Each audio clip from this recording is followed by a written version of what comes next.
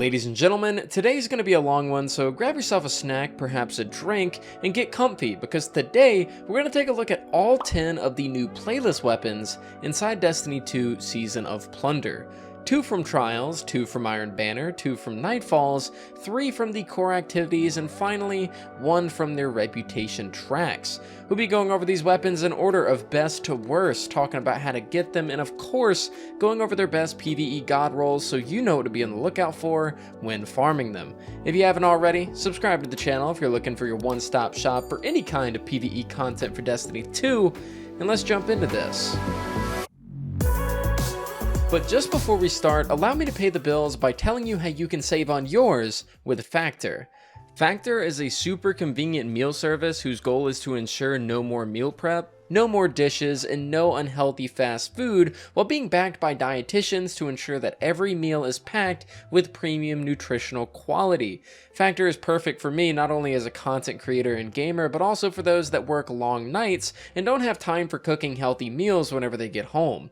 Factor's meals are pre-prepared and ready to eat in 2 minutes or less, with meal plans offering a variety of a rotating weekly menu with nearly 30 meal options. Their products are fresh, never frozen, and are built to fit any lifestyle you live, as Factor covers for those that are keto, vegetarian, and vegan, ensuring there's something for everybody. The convenience of their meals combined with the nutritional value and vast array of options make Factor the perfect choice for those looking into a perfect meal service.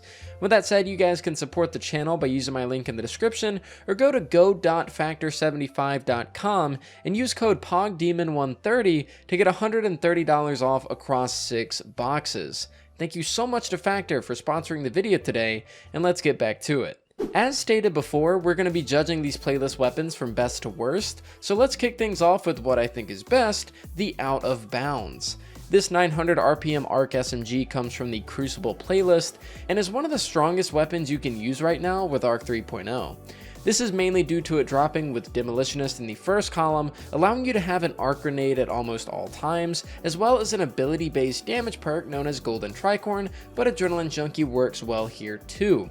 This role is incredibly strong due to the sheer power of arc grenades across the board, like Stormnades for example, and their combination with fragments like the Spark of Shock that allow them to jolt enemies to increase your ad clear even more. When looking at Golden Tricorn, this is a 50% damage buff when getting a subclass ability kill after your first stack, and can be continually refreshed, which will be super easy thanks to Demo. Demo, also reloading your weapon on use, is an added bonus to what is 900 rounds a minute of pure destruction. Out of Bounds is one of my favorite all-time picks for an SMG in PvE, and I believe just about every player needs to get their hands on one if they frequent the ARC subclass. Hopping on over from Crucible and into Gambit, let's talk about its playlist weapon known as the Yesteryear, and honestly, I'm not much a fan of adaptive frame pulse rifles, but in a world where we have next to no available void pulses, this should be near the top of your list if you frequent match game content. Taking a look at Yesteryear's perks, we have the first column filled with good picks like Ambitious Assassin, Subsistence, Outlaw, and Perpetual Motion, with the final column featuring Tricorn, Desperado, and Focus Fury. Initially, I wasn't too big on the perks with this gun until I decided to use it in the Nightfall playlist, and noticed just how much I'm able to keep Focus Fury active against the enemies, since they're much beefier than normal. With that said, I'll probably be shooting for an Outlaw Focus Fury role personally, as I intend to use this pulse inside GM content this season due to Unstopped Pulse Rifle.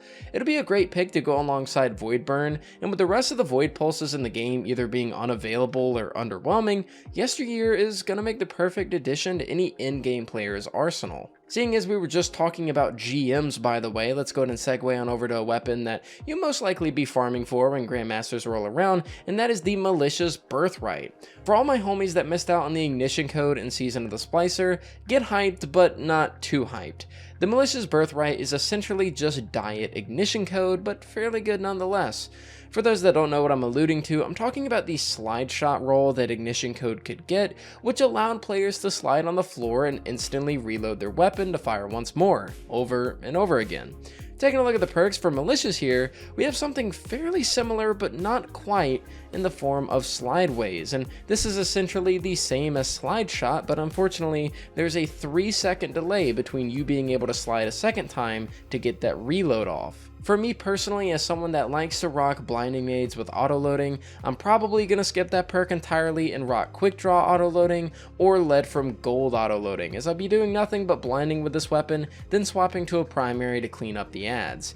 Nowadays, I only find myself using these inside day 1 raids, but I'll probably farm for it just in case. Up next, let's move on to the trials weapons for the video, and although I don't have them yet because, you know, trials, I have a pretty good idea on how effective they're going to be in PvE. Starting things off, let's talk about the 𝗏𝗚𝗡𝗏𝗡𝗏's Whim. Now, this bow is a kinetic lightweight frame, and honestly, if you ended up crafting a fell targetal back in Witch Queen, there really is no need for this bow whatsoever, especially considering it's a trials reward at that. Taking a look at the perks, the first column is fairly uninteresting, except for maybe Rapid It and Cornered, with the second column, interestingly enough, having Kill Clip, despite the weapon not having a clip, as well as Archer's Tempo, Adrenaline Junkie, and Swash. If I were pursuing this weapon, I'd probably go with Rapid It or Cornered combined with Kill Clip for the memes, but it genuinely isn't really worth your time, as it's very weak compared to other kinetic bows out there that are also much easier to get as well. The second trials weapon we have here is the Inquisitor, which comes so very close to being a good option inside PvE, but just misses the mark. This weapon is a slug shotgun that's very similar looking to First In Last Out, and just know that if you already have a Philo, just to not worry about this weapon at all. Taking a look at the perks, we have both Demo and Fourth Times in the first column, which are great for either an instant reload or sustained damage, but really nothing to follow that up with in the second column. Theoretically, I suppose you could get a kill, then get an arc ability kill, and then you could charge up Tricor into 50% for a DPS phase, but just not exactly, sure how viable that would be. It would have been nice to see Focus Fury or Vorpal, maybe even Firing Line in that final column, but unfortunately, we're walking away empty-handed as this shotgun just isn't worth holding on to in PvE. Moving on, I want to talk about what has to be one of, if not the most unique legendary weapon in the game, and that is the 𝗏𝗏𝗡𝗏𝗏𝗏. This grenade launcher is a literal cannonball launcher, and I'm all for it. It comes from the reputation tracks of any of the core playlists, and has the static perks of Incandescent or Demo in the first column, with Swash or Vorpal in the second. And I'll be honest here, I had an absolute blast, no pun intended, time using this for the first time. Slapping Path of the Burning Steps on with a Titan, having Radiant Melees, Incandescent and Swash, and just blasting away at every enemy in my path with tons of damage was very enjoyable. Is 𝗏𝗏𝗡𝗏 the greatest weapon out there? Not even close. Forbearance can easily replace it, but it's a very fun weapon to use inside casual content, and the explosion of the cannonballs combined with Incandescent is just beauty in the making, and I cannot state enough how much you need to give it a try. Up next, let's jump back to a PvP weapon and take a look at an Iron Banner weapon that popped up this season, a reissue known as Allied Demand. Now wait, Joey isn't ranking a sidearm dead last in a video? Yeah, listen. Bungie knew how to tickle my pickle when they created this silenced Walmart Glock, and it has good perks too. Nothing too crazy though, it's an adaptive frame kinetic and unfortunately doesn't come away with anything ad clear related like Volt Shot or Incandescent, but taking a look at the perks, still has some nice options like Rapid It or Subsistence in that first column and Frenzy in the second. It's a fun little weapon to mess around with, not my favorite, but I got nothing to hate about it, so I'll let it off scot-free of insults for now. Rolling on over from a silent but deadly weapon, let's talk about something with a little bit more shebang, and that is the Mindbender's Ambition. This is your other Nightfall weapon of the video alongside Militia's Birthright, and Mindbender's overall is just kind of for both PvE and PvP, surprisingly enough. This reissued version of Mindbender's, however, is just better than its previous version, but nothing too crazy. It has some actual PvE-centric perks here, like Threat Detector, Pugilist, Lead from Gold, and Autoloading, alongside 1-2 Punch and Incandescent in that second column. I'll be running a lot of GMs this season, so I'll probably be on the lookout for maybe Pugilist and Incandescent so I can get some sort of quirky solar build going on around it, but aside from that, it's not really going to be all that meta-defining as a weapon. It's a pellet shotgun at the end of the day, and they're not exactly looked at in the brightest light here in PvE. Regardless though, this weapon is sorta on the same level as 𝗏𝗏𝗡𝗏𝗏, fun to try out every once in a while, but once you're getting serious and down to business, this is probably just going to collect dust in your vault. Up next, we have our final core playlist weapon of the video, and this is probably the first bad weapon of the video.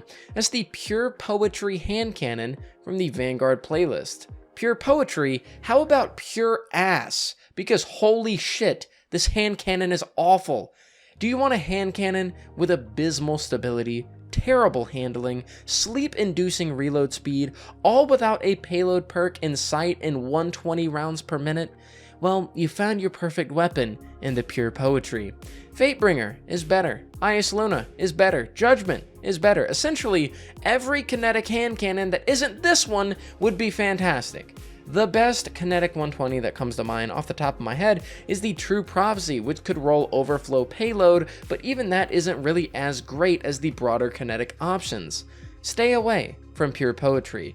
But if you won't listen to my advice and still want one, the perks I recommend are anything that increases reload for the mag and masterwork, with Ambitious, Perpetual, or Outlaw in the first column, and Frenzy or Focus Fury in the second. Don't farm it though, you'd be 100% wasting your time. And finally, to end things off for today's video, you would think that I'd be even more angry at this weapon, but not necessarily. This weapon is one that doesn't really belong anywhere. That is the Roar of the Bear from Iron Banner. Roar of the Bear, more like stinky. It's just bad. It serves no real use in the game right now. Taking a look at the perks, you could maybe do a discount Cry Mutiny with just less ammo economy with Demo Incandescent or Field Prep Incandescent, but aside from that, there's really no real reason to use this rocket right now. It's in a very weird archetype of being between the, seeking rocket precisions and the high damage aggressive and adaptives. The perks are fine, but nothing really screams, hey, you need to farm this rocket, or hey, you absolutely would want or need this rocket for X activity. My problem with Roar of the Bear is that there just isn't a place in the game for it. Some might be able to argue that it'd be fine in Solar Burn Nightfalls, which is true. I mean, what wouldn't be? But like, farming Iron Banner of all things for a rocket that's passable at best, I would just rather use Ascension or Hezen's Vengeance, and therefore, I'm going to rank it last on today's list as it really serves no other purpose than clogging up the loot pool and keeping actual desirable weapons like Multi-Mach out of it. Thanks, Bungie. With all that said though, ladies and gentlemen, those last two weapons put me in a little bit of a pissy mood, but that's going to do it for today's video on the Playlist Weapon God Roll Guide. These are some of my most popular videos each and every season, so I hope you all enjoyed this rendition of it here in Season of Plunder. I gotta admit, there's some good in this list, but really just a lot of mid, not really many bad weapons until we get to the final two, just a lot of very mid weapons, more than I'm used to seeing. Regardless though, thank you all so much for watching up until this point, as it really helps support the content way more than you know. And as always, shout out to my Patreon supporters that you can see on screen here, and special thanks to my tier 2s being Onrock, Admus, Vile, John, and Homebase Serenity, as well as my tier 3s Austin, 𝘁𝗵𝗄, and 𝗏𝗠𝗠𝗠. Thank you all so much for watching today's video, and I'll see you guys next time.